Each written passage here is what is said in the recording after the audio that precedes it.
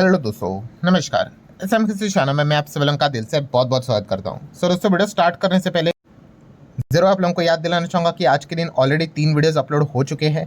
कुछ वीडियो के नोटिफिकेशन आप तक नहीं पहुँच रहे, जैसे कि ये वाला जो वीडियो था, काफ़ी लोगों को नोटिफिकेशन का इशू आया है। सो इनकेस अगर आपने ये वीडियो नहीं देखा है तो देख लेना, लिंक ऊपर आई बटन पर या फिर नीचे डिस्क्रिप्शन में मिल जाएगा। ठीक है दोस्तों, फिलहाल इस वीडियो को स्टार्ट करते हैं। कवर करेंगे सबसे पहले रेलटेल कंपनी के बारे में। आज के दिन हम लोगों ने देखा कि रेलटेल के शेयर में बहुत ही ज़बरदस्त तेज़ी देखने को मिल गई और उसके पीछे का रीज़न है दोस्तों, यहाँ पे आरवीएनएल की ओर से आप सभी लोगों को पता ही है, रेलटेल को रिसेंटली ऑर्डर मिले थे और वो भी कितने, 608 करोड़ के। जैसे कि आपको पता ही है, ऑर्डर ही सब कुछ होता है कि अगर ऑर्डर मिलना मतलब क्या, बिजनेस मिलना। किसी भी कंपनी के नंबर अच्छे कब आएंगे भाई, आपको बिजनेस तो मिलना चाहिए। जब बिजनेस मिलेगा तो कंपनी अच्छा ही रिएक्ट करेगी। तो आप देख सकते हो 608 करोड़ का ऑर्डर मिला है, मतलब क्या कि भविष्य में 608 करोड़ की इनकी कमाई होगी। हाँ, ऐसा नहीं होता है कि 608 करोड़ का चेक एक ही मोमेंट पे यहाँ पे उनको मिल जाएगा, नहीं, पार्ट पार्ट में यहाँ पे मिल जाता है। बट यस, इस प्रकार के मल्टीपल ऑर्डर जब कंपनी को मिलते हैं और धीमे धीमे करके वो उसको कंप्लीट करेंगे तो रेवेन्यू रिकॉग्निशन यहाँ पे हो जाता है। तो इसी खबर को रेलटेल ने आज ज़बरदस्त यहाँ पे सेलिब्रेट किया। मार्केट का भी सपोर्ट मिला, 19-20% तक स्टॉक हम लोग को भागते हुए देखने को मिला था। देन अगर हम बात करें दोस्तों तो जस्ट डायल, कल के दिन की बात करें तो जस्ट डायल को लेकर मैंने एक अपडेट आपके सामने रखा था। यस, काफ़ी खराब इनके नंबर थे और एक्सपेक्ट किया गया था कि आज के दिन ये पिटेगा, तो चलिए पिट भी गया। 5% की गिरावट इनके नंबर देखने के बाद हम लोग को देखने को यहाँ पे मिला है। नेक्स्ट अगर बात करें दोस्तों तो एलआईसी में बहुत अच्छी खासी तेजी देखने को मिल गई, 3-4% स्टॉक भागा। सबसे पहले तो बोनस इशू के चलते बहुत ही अच्छी खासी हम लोग को तेजी देखने को मिल गई, पर उसी के साथ साथ एलआईसी ने एक बहुत बड़ी अनाउंसमेंट भी कर दी दोस्तों आज के दिन। क्या अनाउंसमेंट कर दी? LIC launch my LIC app for customer as well as उनके जो एजेंट्स है उनके लिए। 2 ऐप हम यहाँ पे कह सकते हैं डिजिटली बिजनेस को आगे लेके जाने के लिए। हम यहाँ पे कह सकते हैं एलआईसी ने 2 बहुत बड़े कदम उठाए हैं। जैसे अभी मैंने आपको बताया, माई एलआईसी ऐप, ये किसके लिए? आप हम सभी लोगों के लिए, कस्टमर के लिए। इसमें क्या रहेगा, आप देख सकते हैं, वन स्टॉप प्लेटफॉर्म, मतलब एक ही ऐप रहेगा जिसमें policy management, real time policy benefit tracking, paperless policy loans, KYC, ये सारी चीज़ें आप यहाँ पे क्या कर सकते हो, डिजिटली यहाँ पे इसके थ्रू, मतलब सारी चीज़ें यहाँ पे कर सकते हो एक ही ऐप से। एंड वहीं पे उनके एजेंट के लिए कौन सा है, सुपर सेल साथी ऐप। जैसे कि यहाँ पे लिखा ही है कि एजेंट के लिए, मतलब इंटरमीडियरीज जो रहेंगे, ट्रैक कर पाएंगे पॉलिसी का स्टेटस क्या है रियल टाइम में। उसी के साथ साथ ऑटो रिमाइंडर यहाँ पे मिलेगा। तो मतलब हम कह सकते हैं कि इन चीज़ों के चलते क्या होगा, इनका बिजनेस और अच्छी तरीके से स्मूथली यहाँ पे चल पाएगा। देन अगर बात करें दोस्तों तो HDB financial services, HDFC bank से जुड़ी हुई कंपनी, NBFC है, हाल ही में लिस्ट हुआ था। इनके भी नंबर Q4 के देखने को मिले हैं। नेट प्रॉफिट की बात कर ले दोस्तों, 751 करोड़ तक यहाँ पे देखने को मिला है, जो लास्ट टाइम था 531 करोड़, 41.4% की जंप हम लोग को देखने को मिल रही है ईयर ऑन ईयर बेसिस। उसी के साथ साथ नेट इंटरेस्ट इनकम की बात कर ले तो यहाँ पे 21.6% year on year basis jump देखने को मिली है और नेट इंटरेस्ट इनकम कितना गया है, 2399 करोड़ तक। देन नेट इंटरेस्ट का ही मार्जिन की बात कर ले तो ये भी इंप्रूव हो चुका है, 7.6% था लास्ट टाइम, इस वक्त है 8.2%। एंड रेवेन्यू फ्रॉम ऑपरेशन की बात कर रहे, जो कोर बिजनेस है, उसमें भी कितना जंप है, 11.2%, कितना हुआ है, 4745 करोड़। मतलब सब कुछ बढ़िया परफॉर्मेंस यहाँ पे दिखाया है। एंड रही बात यहाँ पे असेट क्वालिटी एंड ऑपरेशंस की, तो सबसे पहले तो AUM देख सकते हैं। टोटल AUM कितना हो चुका है, 1.18 लाख करोड़। इतना पैसा HDB फाइनेंशियल मैनेज करता है, 11% की ग्रोथ देखने को यहाँ पे मिल रही है। एंड फाइनेंस की बात हो रही है, NBFC की बात हो रही है, तो NPS की भी बात ज़रूर होगी। आप देख सकते हैं ग्रॉस स्टेज 3 लोन, जिसको हम ग्रॉस NPA कहते हैं, GNPA।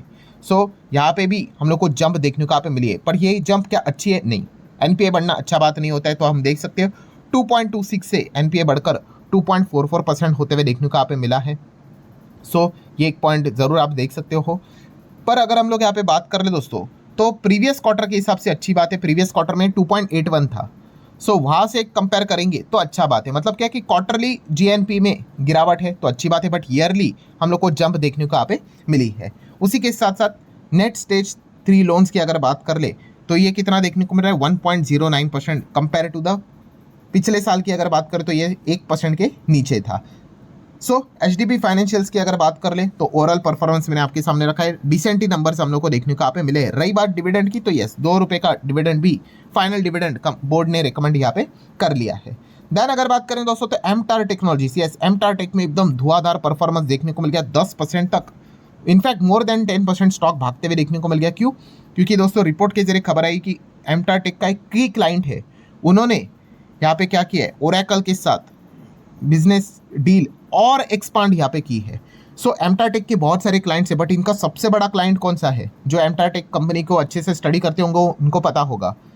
यस, यहाँ पे ब्लूम एनर्जी की अगर हम लोग बात कर ले, एंड इस खबर में भी रिपोर्ट के जरिए ब्लूम एनर्जी का ही नाम सामने आ रहा है कि इन्होंने यहाँ पे क्या किया, sign an expanded deal with the Oracle to supply up to 2.8 gigawatt of fuel cell capacity for AI driven data centre. So हम कह सकते हैं ब्लूम एनर्जी, ठीक है, ब्लूम एनर्जी ये एमटार टेक की क्लाइंट है। जितनी ये कंपनी बड़ी होगी, एक्सपेक्ट किया जाएगा कि एमटार टेक को भी बड़े बड़े बिजनेसेस यहाँ पे मिलेंगे। सो इसी खबर के चलते एमटार टेक ने आज के दिन ज़बरदस्त धमाकेदार परफॉर्मेंस यहाँ पे दिखाया था। नेक्स्ट अगर बात करें दोस्तों तो FIS DIS एक्टिविटीज़, तो FIS DIS की अगर बात कर ले तो आज के दिन थोड़ा एक सा एक्सपेक्टेशन था। क्या एक्सपेक्टेशन था? कि भाई FIS शायद से हरा रंग दिखा दे, और दोस्तों अनुमान के हिसाब से वही चीज़ हुई है। FIS की अगर बात कर ले, नेट 666 करोड़ की FIS ने बाइंग यहाँ पे की है। कोई बड़ी बाइंग नहीं है, बट फिर भी अनुमान इसीलिए था क्योंकि अच्छी खबरें देखने को मिली थी, गैप अप एक्सपेक्टेशन था, एंड जैसा सोचा था वैसा ही हुआ है। सो नो डाउट यहाँ पे हम लोगों को एक साफ साफ हिंट मिली है FIS की ओर से भी। क्या हिंट मिली है? कि भाई ये जो अभी की जो रिसेंटली अनसर्टेनिटी चल रही है जंग को लेकर, अगर ये ख़त्म होगी, प्रॉपर तरीके से ख़त्म होगी, तो फिर FIS शायद से यहाँ पे वापसी कर सकते, इस प्रकार के हिंट दे रहे हैं। अगर ये जंग लंबी चलेगी तो वापस हमें पता ही है रुपया पीटेगा, FIS और ज़्यादा एग्जिट करेंगे। ये साफ साफ मैसेज अब हम सब लोगों को यहाँ पे मिल चुका है। मतलब जिस दिन वॉर रुकने से रिलेटेड प्रॉपर खबर यहाँ पे आ जाएगी ऑफिशियली, उस वक्त वापस FIS की यहाँ पे वापसी हो सकती है, उसकी उम्मीद काफ़ी ज़्यादा यहाँ पे बढ़ जाएगी। सो ये एक अच्छा पॉइंट हम लोग को फिलहाल तो देखने को मिला है। नेक्स्ट पॉइंट की बात कर रहे दोस्तों तो ट्रेड डील, यस टैरिफ चलता था, उससे परेशान हो चुके थे, तो उसके बाद वॉर आ गया, वॉर के चलते भाई टैरिफ रह गया साइड में। तो ट्रेड डील को लेकर हमने जो खबर सुनी थी कि मार्च तक ट्रेड डील हो जाएगी, फाइनेंशियल ईयर 26 खत्म होने से पहले ट्रेड डील हो जाएगी। अब तो FY 27 में भी एंट्री कर लिया, उसका जो फर्स्ट मंथ अप्रैल है उसके भी 15 दिन, आधा मंथ खत्म हो गया, अभी तक ऑफिशियली ट्रेड डील का अनाउंसमेंट हुआ ही नहीं है, मतलब साइन नहीं हुआ है। अनाउंसमेंट तो इसके पहले हुआ था, साइन अभी तक नहीं हुआ है। सो अभी दोस्तों इंडिया US ट्रेड डील को लेकर बहुत बड़ी फोकस, मतलब खबर यहाँ पे सामने आती हुई देखने को मिल चुकी है। वापस ये टॉपिक फोकस में आते हुए देखने को मिल रहा है कि अब इंडिया के जो लोग हैं वो वापस वॉशिंगटन, मतलब अमेरिका में विजिट करते हुए देखने को मिलने वाले। अगले बातचीत के लिए कब होने वाला है? ये अगले हफ्ते।